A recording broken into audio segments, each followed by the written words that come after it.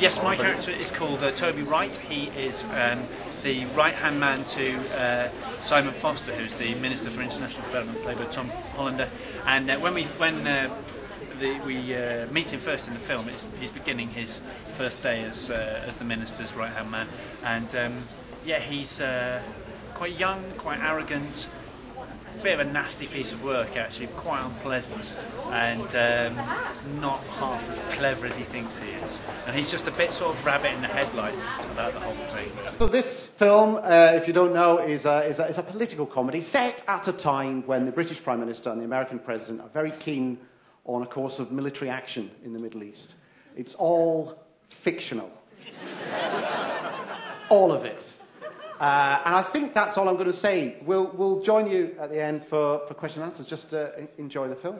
Thanks very much.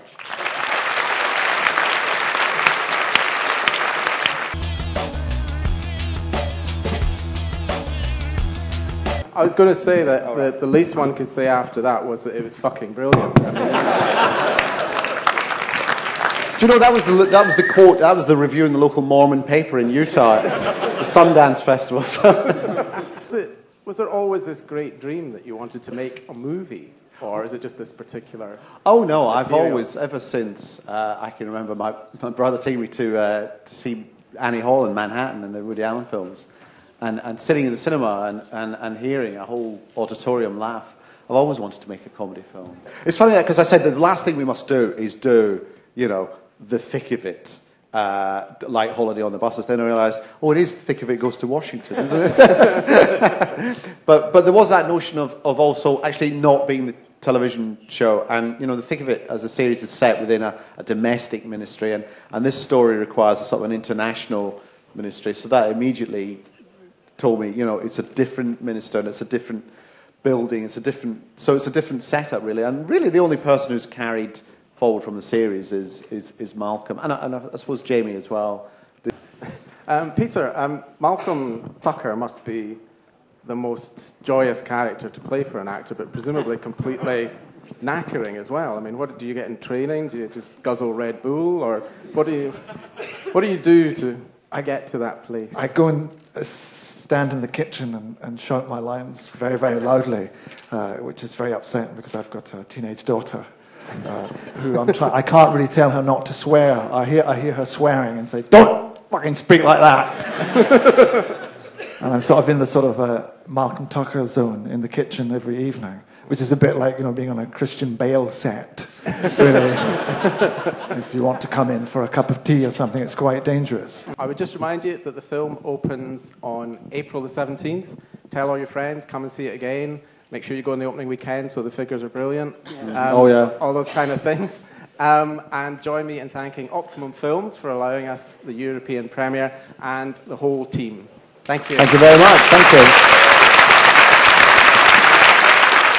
It was lovely. People laughed, which is basically our bottom line, really. As long as they laugh, that's we're happy. But then I think other things start happening. Other emotions begin to come to the surface and rise up, and I think that certainly started to happen. And it's the second time I've seen the film now, and I'm delighted with it. I really think it's a wonderful film. I enjoyed it too. It was the first time I think we saw it together when there was the cast and crew, you know, people who'd worked on the film, and to see it with people who've not had no involvement at all, and you can sense in the room whether people are enjoying it, and I think on the whole they were, and it was a fantastic feeling to feel people enjoying, you know, lots of hard work that you put in.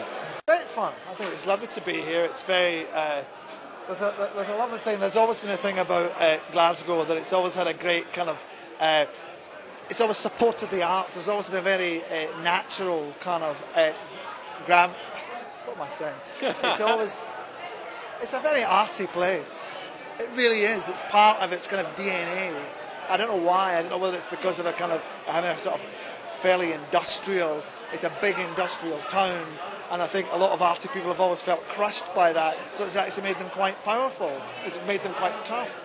So I think the whole place is imbued with a creativity and an ambition about creativity, which is wonderful. So I don't know, and that's what forced myself and Armando and others. So it's nice to come back and be part of that again. Chief, what would we call him? Chief chief press secretary. It's never really quite. It's written at the front. What do they say at the front of the film? I think it's chief press advisor. Yeah, chief press advisor. He basically has to manage the government's profile in the press, how they present what's happening, how they present their ideas, and how they present what's happening to them, and how they present their personalities, and how they present the day-to-day business of what they do. So he has to lie a lot and cajole a lot and beat people into a pulp in order for them to do what he wants.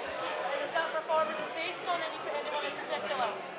Well, no, it's not. Everybody says Alistair Campbell, but I think, JC probably did it when we started. Although you have, inevitably, if you're going to do a spin doctor, you only have 2 or 3 people who are iconic or who people recognise as being spin doctors.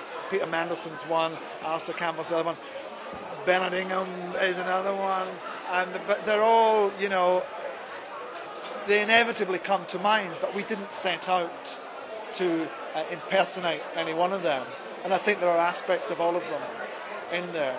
I worked in politics for a while, and I met a few of these guys, and as Peter says, I think it's an amalgam, and you get people who are attracted to power, and it's attractive.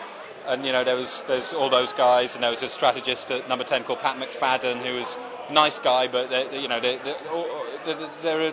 think it's a common, what they call type A personality, that controlling, loving being near the centre of the action, Derek Draper, kind of these guys come and go, don't they? Yeah.